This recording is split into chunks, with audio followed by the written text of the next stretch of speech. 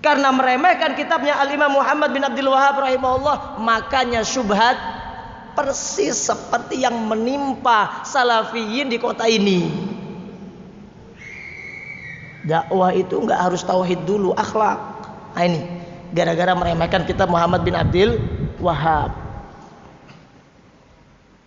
Kita juga mengkaji tauhid tapi nggak perlu kitab tauhid, pakai kitab yang lainnya. Ini tandanya nggak paham, nggak pernah baca kitabnya Muhammad bin Abdul Wahhab rahimahullah. Dan ini yang membedakan ahlus sunnah di zaman kita.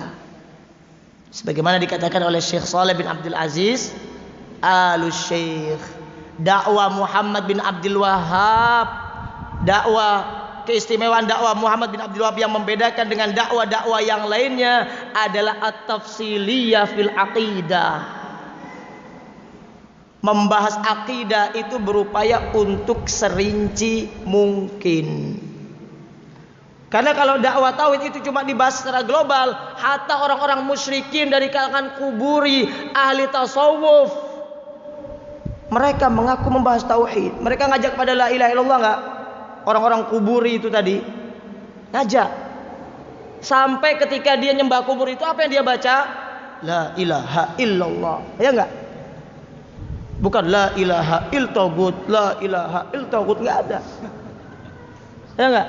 La ilaha illallah itu yang mereka suarakan. Berarti mereka juga mengajak kepada tauhid. Tapi karena tidak tafsili, tidak rinci, akhirnya lisannya bertentangan dengan praktek amaliyah mereka.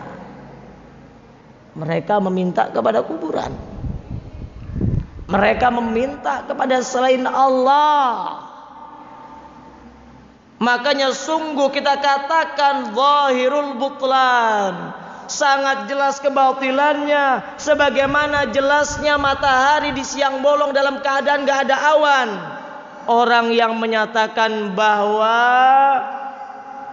dakwah tauhid itu gak perlu pakai kitab-kitab tauhid, gak harus pakai kitab fikih, gak masalah, pakai kitab hadis tidak masalah, pakai kitab tafsir tidak masalah, kitab akhlak, kitab tazkiyatun nufus gak masalah. Ini orang yang gak paham apa itu dakwah tauhid. Makanya harus belajar lagi, nggak boleh dakwah. Harus berupaya dari nol, belajar usulus salasa, belajar kitab Qawaidul Arba', belajar kitab Al-Usulus Sittah, baca lagi karya-karyanya Muhammad bin Abdul Wahhab, baru dia paham apa sih itu dakwahnya para rasul. Yang menjadi pertentangan antara para rasul dengan kaumnya di masa mereka diutus menjadi nabi dan rasul. Karena nggak akan bisa bahas kitab fikih kemudian tujuannya ingin ngajarkan tauhid, bisa rinci nggak? Nggak akan bisa. Bahas kitab-kitab hadis tujuannya ingin ngajarkan tauhid, bisa rinci nggak?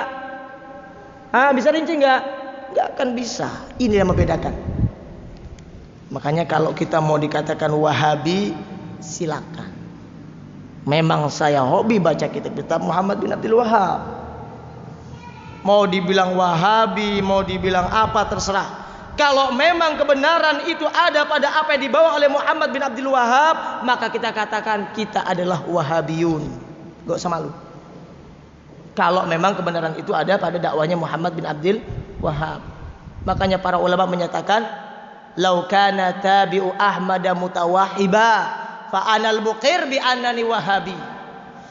Kalaulah kebenaran itu, kalaulah orang yang mengikuti benar-benar Nabi Muhammad itu adalah orang yang dijuluki sebagai Wahabi, maka pada hari ini aku mengikrarkan diriku, aku adalah seorang Wahabi. Salafi, iya. Wahabi bukan. Kalau iya kenapa? Tampakkan inilah manhaj kita Ahlus Sunnah wal Jamaah dengan manhaj as-salafus saleh, yang di zaman kita orang-orang yang berjalan di atas manhaj salaf biasanya